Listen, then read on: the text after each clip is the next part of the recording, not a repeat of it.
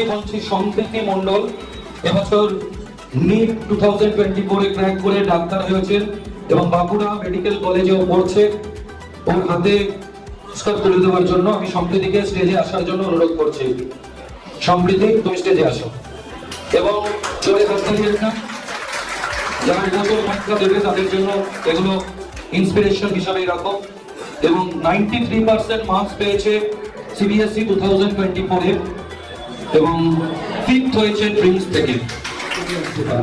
আমি সম্প্রীতিকে aims education সম্পর্কে কিছু বলার জন্য অনুরোধ করছি।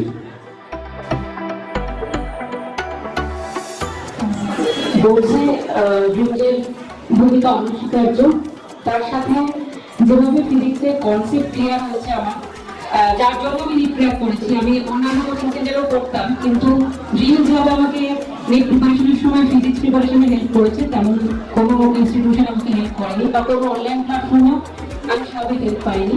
সেদিক থেকে নিট পাওয়ার কোনো অ্যাচিভমেন্ট ড্রিমসের। তো থ্যাংক ইউ আমাকে এই সম্মানে সম্মানিত করার জন্য।